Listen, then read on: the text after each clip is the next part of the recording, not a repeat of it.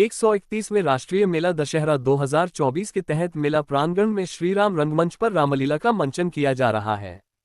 शनिवार की रात श्री श्यामा श्याम लीला संस्थान के कलाकारों ने निषादराज राम मिलन, केवट संवाद, सुमंत्र का वापस जाना, दशरथ विलाप, श्रवण कुमार कथा, दशरथ स्वर, कैकेयी भरत संवाद, मंथरा का महल से निष्कासन और कैकेयी परित्याग की लीला का मंचन किया।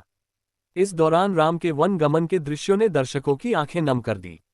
भाजपा शहर जिला महामंत्री जगदीश जिंदल, भाजपा किसान मोर्चा जिलाध्यक्ष जगन्नाथ नागर, भाजपा जिला मंत्री गोविंद सेन, मेला समिति अध्यक्ष विवेक राजवंशी, अतिरिक्त मेला अधिकारी महेशचंद गोयल, राजेश मित्तल ने रामजनकी के प्रतिरूप और श्री रामचरितमानस की आरती की। रामलीला की शुरुआत निषादराज राम मिलन लीला से हुई। इस प्रसंग में राम, सीता और लक्ष्मण जब वन गमन के लिए प्रस्थान करते हैं तो रास्ते में अयोध्या की सारी प्रजा उनके साथ चलती है। वहीं निषादराज से राम जी कहते हैं कि आप अब वापस चले जाइए और राज्य की सीमा की रक्षा कीजिए। इसके बाद केवट संवाद लीला हुई। इस प्रसंग में जब भगवान राम नदी पार करने के लिए केवट से आग्रह करते हैं कि वह नदी पार करा दे, तब केवट राम जी से कहते हैं कि पहले वह आपके पांव पखारेंगे, फिर नौक से नदी पार कराएंगे। इसके बाद केवट अपनी पत्नी से कहते हैं कि वह भगवान के पांव पखारने के लिए परात लेकर आए।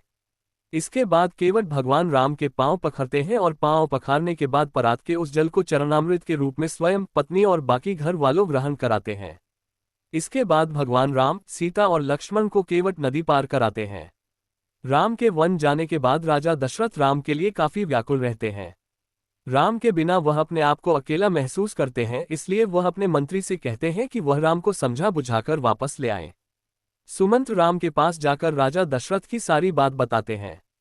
इस पर राम सुमंत्र से कहते हैं कि वह अपने पिता के वचनों के कारण यहाँ आए हैं, इसलिए मैं वनवास के बाद ही अयोध्या वापस आऊंगा। इस बात को सुनकर सुमंत्र अयोध्या वापस जाकर सारा वृतांत राजा दशरथ से बताते हैं।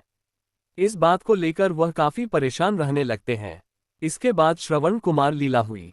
इस प्रसंग में एक दिन दशरथ आखेट खेलने के लिए वन जाते हैं। काफी दूर जाने पर उनको कुछ आवाज सुनाई देती है, जिसको सुनकर वह धनुष बाण लेकर उस आवाज के सहारे जाते हैं, जहां उनको पोखर में पानी पीता हुआ एक मृग दिखाई देता है। इसको देखकर वह उस पर बाण चला देते हैं। जैसे ही वह बाण उनसे छूटता है वैसे ही जोर से आवाज आती है। इसको सुनकर वह उसके पास जाते हैं, जहां पर वह एक युवक को मरणासन अवस्था में देखते हैं। उससे सारी बात जानने के बाद वह श्रवण कुमार के माता पिता से मिलकर पूरी बात बताते हैं। इसके बाद उनके माता पिता दशरथ से कहते हैं कि जैसे मुझे अपने पुत्र के वियोग में प्राण त्यागने पड़ रहे हैं, वैसे ही पुत्र वियोग में आपको भी प्राण त्यागने होंगे। इन प्रसंगों में भरत अपने पिता दशरथ की मृत्यु से आहत हो अपनी मां कैकेयी से कहते हैं कि आपके ही कारण पिताजी का ये हाल हुआ है, इस कारण आप मंथरा को महल से बाहर निकाल दीजिए। पिता की असली मृत्यु का कारण मंथरा ही है, जिसके बाद मंथरा महल से बाहर कर दिया जाता है।